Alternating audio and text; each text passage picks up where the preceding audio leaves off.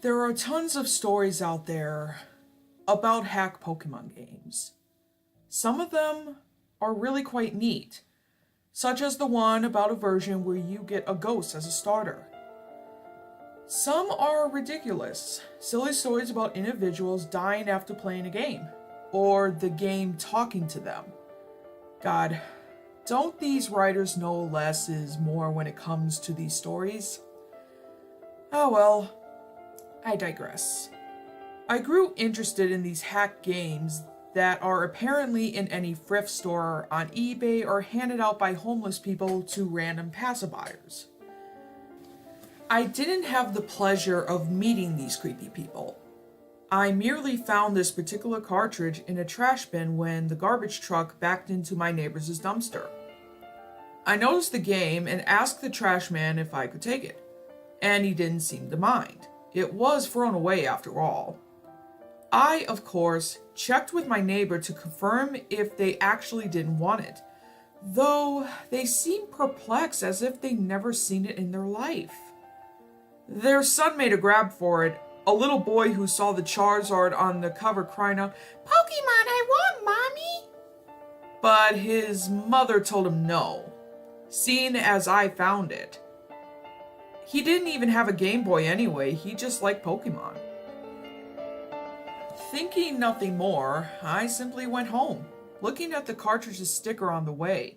Just a plain old red version, the sticker torn slightly across the Charizard's neck. But that was expected with such an old game. I had blue version as a kid, so I was a bit eager to see the mineral differences red version had. I was rather disappointed by what I saw when the title screen showed up. Pokemon Strangled Red version. Well, damn it. It was a hack. Hacks were neat and all, but they had zero monetary value. The original's quite valuable by now, and I wanted to play Red anyway, not this crap. Oh well, it was free, might as well try it. The name was odd, however. Strangled Red? That made no sense. Not even in the morbid description of someone being as phenoxide as people turn blue when choking, not red. Who knows? Maybe there was a pair of these hacks and I just got the red one. The more I thought about this, though, the more interested I became. My internal disappointment turned into curiosity. I wanted to know what the creator had made, and I was going to note everything I saw. The first oddity I noticed was the start screen had a Charizard next to the trainer instead of a Charmander. Also, the Pokemon never cycled through like the original versions did. It just stayed Charizard even after 5 minutes of waiting. Struggling, I hit start, noticing there was no Charizard cry as I did, like there was supposed to be. I saw there was a continue option, so I figured I'd do what everyone did with used games and see what the previous owner have done. No. I blink in surprise. No? What do you mean no? The game wouldn't let me continue no matter what. Though on the fourth attempt, I heard the Charizard cry quiet and barely audible, but there. Struggling it off, I decided to just hit new game, like I would have done after checking the old file anyway. The screen cut to black for a while, no Professor Oak, no starting theme, just nothing at all. Eventually the screen came back, showing a bedroom, 2 beds, 2 televisions, and a computer in the corner. My trainer sprite was the usual one, consistent with the original Red version. I was curious as to why it didn't ask my name, though that was answered as I opened the pause menu, noticing my trainer was named Steven. No, this isn't my real name, or some stupid crap like that. This game isn't self-aware or haunted, at least not that I know of. It just had a name chosen already. Curious, I saw he had the starter amount of money, no badges, He didn't look like Red though. His hair was longer, almost reaching halfway down his back. Red's usual smile was replaced with a confident smirk. Honestly, I found this sprite much cooler than Red's. Next, I checked out his Pokemon, a single Charmander level 5 named Miki. Nothing was odd about it, or should I say her, with the name and all. She had beginning Charmander stats, only knew Scratch and Tail Whip, basic stuff. The game seemed relatively normal. Returning to the game, I walked about the room, noticing Stevens' long hair was pleasant on the back of my trainer sprite when my back was turned to the camera. I didn't recognize the house, but I descended the stairs to see more. Downstairs was another trainer who spoke to me the instant I came down. Mike, ready yet? Steven, yeah. I assumed this Mike was my rival pre-decided for me, a replacement of Blue most likely. Though I thought back to the bedroom having 2 beds, realizing they weren't just rivals. They were brothers. They talked back and forth, basic Pokemon dialogue, becoming a Pokemon master, catching them all, and stuff like that. Before having a little argument over which is better, Charmander or Squirtle. Which, of course, led to the introduction battle, like the one versus Blue in the lab. Simple enough, scratch, tackle, till I won period for having the first turn. I took note of how much better Stevens' sprite looked in combat than Red's. A different pose, his hair looking like it was blowing in the wind, a brief minor upgrade, but still much nicer. I left the house after some more banter with my brother, stepping out to the Pallet Town theme song. Going to the east, I found this was indeed Pallet Town. The house was just simply on the outskirts to the west. I noticed there was no mysterious grassy field like in the normal Pallet Town. Wandering about, I decided to check in on Red's home. His mother was inside, and when I talked to her, she commented how handsome Steven looked, hoping her son would look up to him as a role model for when he become a trainer himself next year. Which of course led me to realize this game took place a year before the original Pokemon. Red was even upstairs playing the Super Nintendo in his room, commenting, "I'm going to be the best too when it's my turn." I was starting to like this hack. It was interesting. A completely new adventure, a different character. Hell, Steven even seemed to have a history with the people in his town, a reputation, a personality beyond a silent protagonist. The people in town talked to him as a person, making conversation, not just sprouting tutorial crap. Even Blue's sister had a new dialogue. They seemed to be in a relationship too, as the dialogue ended with a kiss and a heart over her head. Professor Oak simply wished me well, giving me a Pokedex to aid my adventure. He wasn't giving it to me to be the reason behind the adventure like every other Pokemon game out there. He gave it to me out of kindness, something to help me on my way, a gift. I was liking this more and more with each second. The game seemed to have an actual story now. I was somebody, not just a cookie-cutter protagonist anyone could be. Not some blank sheet that could be replaced without notice. The story was different, though the actual gameplay remained unchanged. I went north like I was supposed to, went from town to town, collected badges, received the praise of the leaders. Stevens' fame even seemed to be spread, as some NPCs would talk like they knew him. I used Miki for every battle, and she was growing surprisingly fast.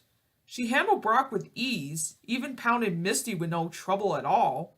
She wasn't as adversely affected by super effective attacks as others. Did more damage than the regular Charmander. She was a veritable power horse. Even became a Charizard at the mere level of 25. Not bad at all, I must say. Things started to get weird though as I reached Lavender Town. I know. Lavender Town is the focus beyond every creepy story and the like.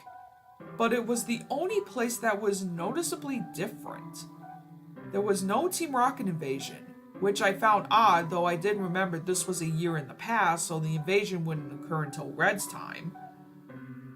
I tried to enter Pokemon Tower, aiming to get a Ghastly, but that's when it gets odd. Steven, I have no reason to be here. Steven wouldn't go into Pokemon Tower no matter what I did. This was weird. I mean, hell, there are a million places in Kanto where you really have no need to be. Little random houses with nothing but children NPCs, for example. Why was it here that Steven wouldn't enter? With a shrug, I figured I wouldn't need a Ghastly, seeing as Miki can handle anything. So I simply went on my way, Lavender Town serving no purpose other than a passageway with a Pokemon Center. The game progressed normally from there. The remaining gyms fell and eventually I made my way to the Elite Four and defeated them. As with Blue, my brother Mike was there before me, initiating the championship battle, which Miki swept with ease. The aftermath of the battle was quite present, none of the tension that was present between Red and Blue at the end of their match. The brothers congratulated each other on their progress and shook hands. Before the screen went white, no Hall of Fame, nor any credits. When the screen came back, it was at the house again, the two brothers sitting at the computer conversing with each other. Steven, I don't want to. Mike, come on, I just gotta borrow her for a second, just to finish the Pokedex. The entry won't register unless she recognizes me as a master for just a second. Steven, but she's mine, Miki. Mike, I promise I'll give her back. Come on, please. Yes, no. I was a bit perplexed, so I hit no just to be cautious. Mike, come on, please. No. Mike, come on, please. I realized this would simply continue to loop until I hit yes. So I did, just to see what would happen. Mike, all right, this would just take a second. Then we'll both be Pokemon Masters. Steven, The screen changed to the animation shown when two people trade Pokemon, which I found a bit weird seeing as I was solo, but whatever. This was what was apparently supposed to happen. Miki went first. I watched lazily as she began to travel down the trading tube. Snap! That made me jump. The sudden noise resonating in my silent bedroom, loud doing the volume being way up. Looking at the screen, I noticed the game had seemed to freeze. Mickey's still in mid-trade, but the game wasn't doing anything. With a sigh, I just turned off the game, wondering when my last save was. When the game turned back on, I stared for a moment at the start screen. There was no Charizard next to the trainer. Upon pressing start, I saw the new game option was absent, leaving only continue. This was strange to say the least, so I selected it. The game starting without even showing my stats as usual. My jaw dropped at what I was greeted with. 1 year later. The Lavender Town theme came first, playing its normal way. The screen slowly fading in from blackness. Steven was in the Pokemon Tower, which made the music even stranger. Seeing as the tower had its own theme, he was standing in front of a tombstone, not doing anything. Wondering what was going on, I pressed A. Steven. Confused, I tried walking, realizing I was indeed in control at the moment. I brought up the pause menu and checked my party. Miki was gone. Not just Miki, all Pokemon. He had nothing. The Pokedex was absent from the menu, his bag was empty. Honestly concerned now, I checked his trainer card. He had no money. He had no badges. His playtime was 8,795 hours, which was impossible as I had only 30 logged in before. But that wasn't the strangest part. His picture. The picture of the handsome, confident young trainer was different. His eyes were blank, his face turned slightly down. That smirk of his was gone, replaced by a lack of any expression at all. That long hair of his, before in a perfect perm, was now messy and unkempt. I couldn't look at him anymore. Closing the menu, I went to move out of the tower, but with every step I took away from the tombstone, the screen flickered, like it did when a Pokemon was poisoned. Gulping, I brought up the trainer card again. His picture was getting worse. Every step I took, he hung his head more and more. His shoulders slumped. He bent over. By the time I have exited the tower, he was on his knees, hands to his face, hair draped across him. I had already guessed what was going on, but this clinched it. I then began to put some things together in my mind. I had always wondered why there was no champion in the original games besides your rival. Why is it you, the protagonist, had to beat your rival when he just waltzed in, no previous champion to challenge? Then it struck me. The answer was right there. The previous champion gave up. His precious Miki was apparently dead, and with her, so died part of him. His Pokedex, the other Pokemon, his badges, his fame, all of it. He threw it away. In that year, the year that I missed, the year where all those hours came from, I even did the math. There is 8,765 hours in a year. Add that to my 30 from before and it matched up. Even so, the game kept going. This should have been an ending, I thought. I mean, what else was there to do?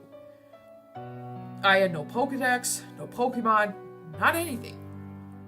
What was I supposed to be doing? I talked to everyone in the town, but they all said similar things. Are you okay? Still moaning, I see. Everything will be all right. Please, is there anything we can do? Steven never replied to them, and they all simply said the same things over and over. I couldn't put the game down now. This was all so strange. Curious, I headed off into the tall grass and eventually got into a battle with a wild Rattata. No Pokemon was sent out, just Steven's sprite. I was wondering how I'd battled. Wild Rattata left you be. The battle ended without anything happening. This was currently interesting, and it was happening with every Pokemon I encountered. Wild Pidgey ignored you. Wild Ponytail wandered off.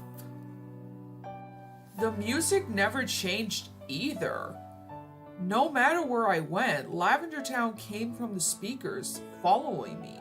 Sometimes slowed down slightly, sometimes not. I searched everywhere. Every town, talked to everybody, wondering just what the hell I needed to do. My frustration was mixing with the depressing atmosphere of all this, making the experience altogether unnerving and uncomfortable. But I couldn't tear myself away. I was starting to get a bit angry though. Nobody telling me anything besides giving me their condolences and trying to give me items like lemonade or coffee. Each met with, Steven, no. I slapped myself for idiocy, suddenly realizing how the likely answer was right in front of me. Pallet Town, of course.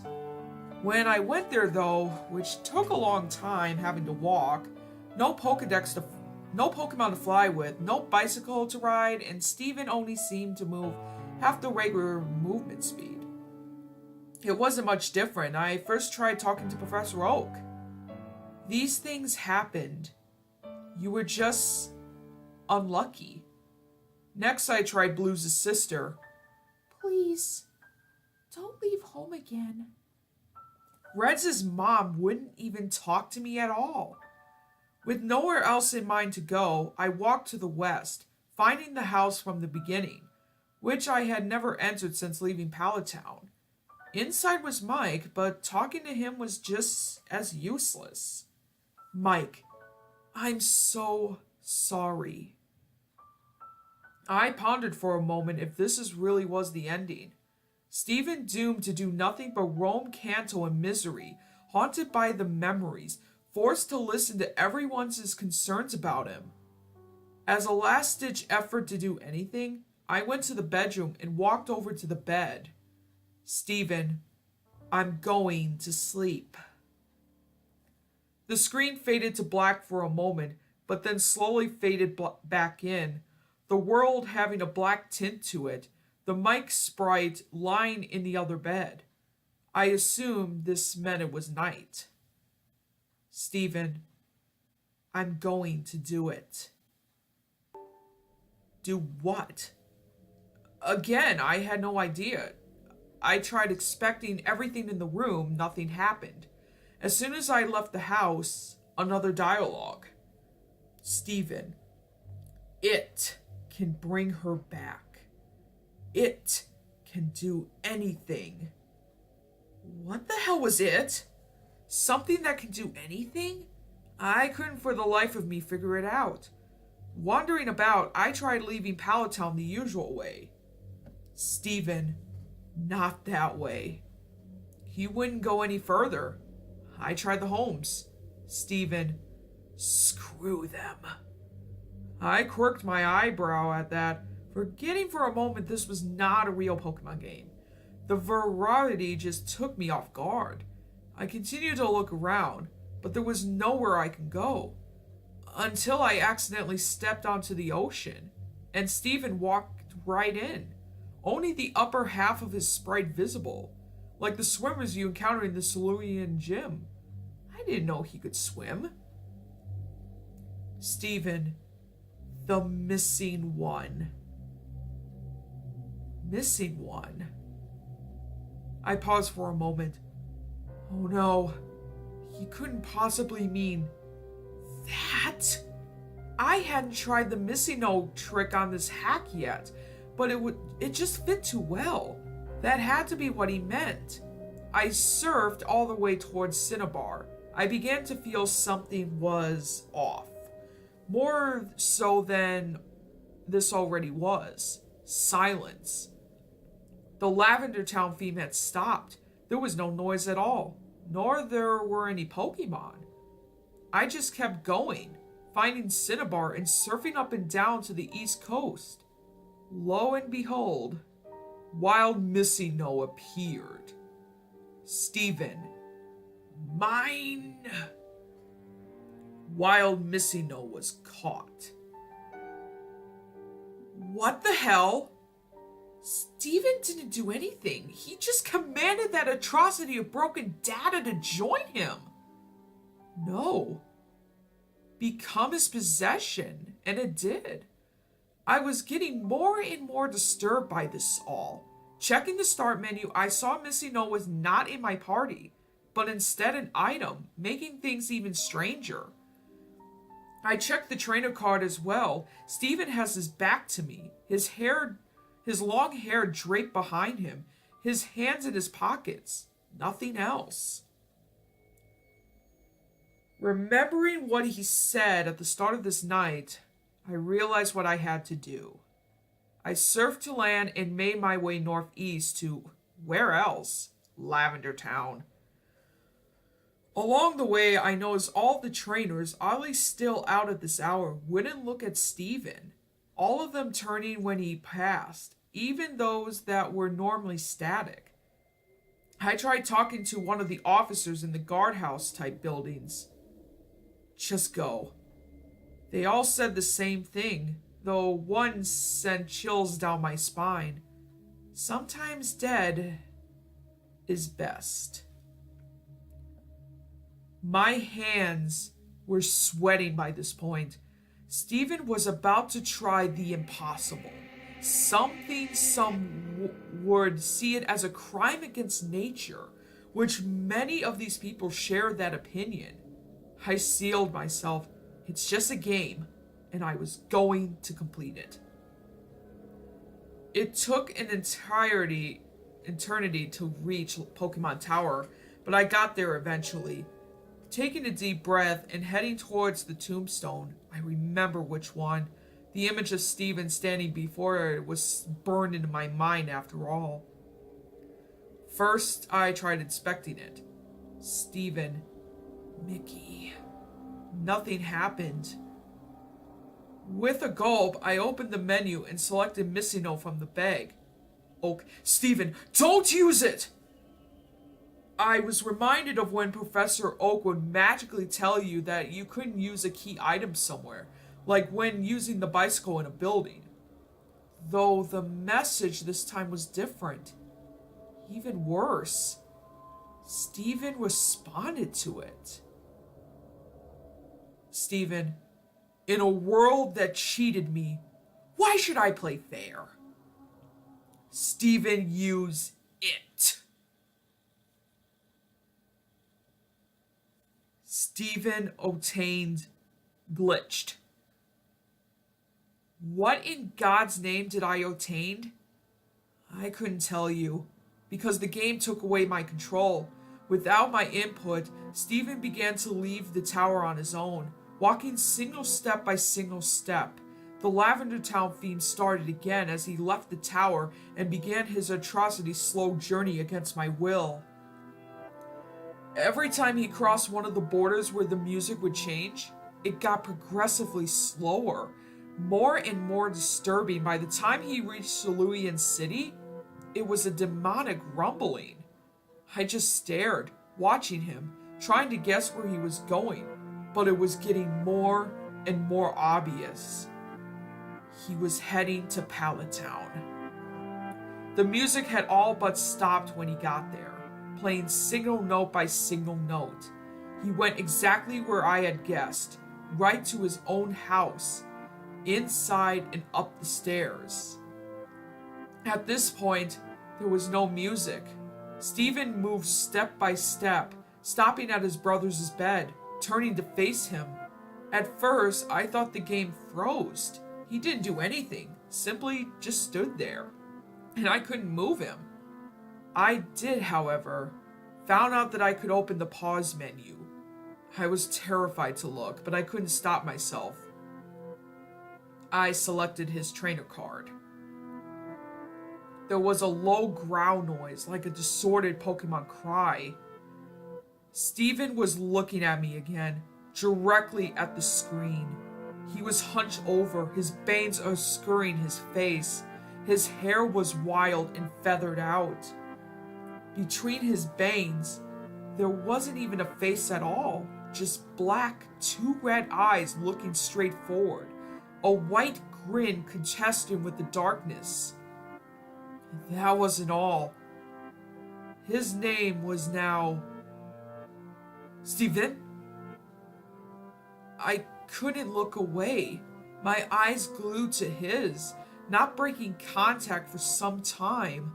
My vision was getting blurry until I couldn't see very well. My face grew wet.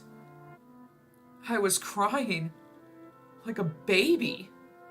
There was nothing I could do to hold back the tears. I was with this boy from the start. I built him up to greatness, and was then forced to watch his decline after a tragic accident. And now, he was this thing, this abomination. I watched him go insane. Halting my tears, wiping my eyes, I closed out of the trainer card and tried to save the game, wanting to just quit. The game informed me this was impossible. Nothing can be saved now. The pause menu wouldn't close no matter what I did, so with no other option, I checked the bag. Nothing happened. I checked Pokemon, and there was one. A single sprite met me, and it had 0 HP. Its stats, dead. Its name, glitched. I selected it, and I was greeted with 4 options. Status? It's her. Switch? Never. Close? No. Strangle. My fingers shaking, I selected Strangled. And the menu closed, showing Steven in the room again. Steven? Goodbye. Snap! The game shut itself off. I was more dumbfounded than frightened. In a bit of shock, I turned it back on. The title screen showed the manic Steven and a horribly glitched Charizard. I pressed start, then continue. All I saw was a zoomed out view of Pallet Town, showing Steven's house to the west, tall grass surrounding it, those unmovable stones blocking it from the rest of the town.